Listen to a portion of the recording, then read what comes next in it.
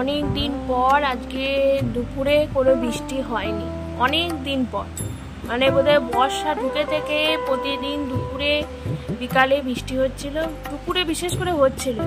আজ কিন্তু অনেক দিন পর বৃষ্টি হয়নি, তবে মেঘলা মেঘলা ভাব, মেঘলা হয়ে আসছে মাঝে মাঝে, কিন্তু বৃষ্টিটা হচ্ছে না।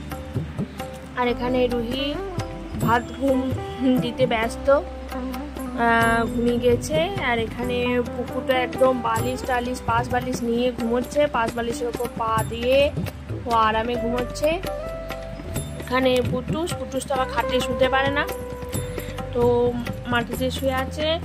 ও কোনো মতেই ওকে তুললে ও খাটে শুতে পারে না। এখানে হচ্ছে পেখমও ঘুমাচ্ছে, আর এইদিকে আছে প্লুটো ঘুমাচ্ছে।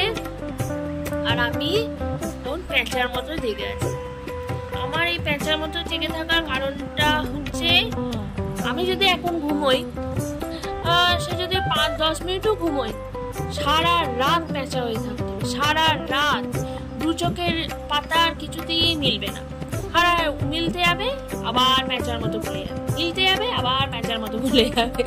তো সেই জন্য দুপুরবেলায় ঘুমালে আমার এই সমস্যার সৃষ্টি হয়।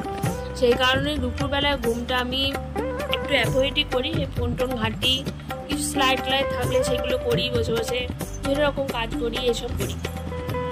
আর ওরা ঘুমাই, আমি বসে বসে ওদের দেখি। পুকুকেই আশ্চর্য, পুকু সারাদিন ঘুমোতে বলে সারাদিন ঘুমাবে, কিন্তু আবার আরামসে রাতেও ঘুমাবে। পুকুর ঘুমটা যদি আমার হতো তাহলে আমি বেঁচে যেতাম। যাই হোক, আজকে দুপুরটা এরকম ভাবেই কাটছে। আমি ওই একবার শুচ্ছি, বসছি, একবার ফোন ঘাঁটছি, এইসব করছি। আর ওরা আরামসে ঘুমাচ্ছে, আমি ওদের পাহারা দেওয়ার কাজটাও করছি। খুব খুব ভালো থাকবেন। নমস্কার।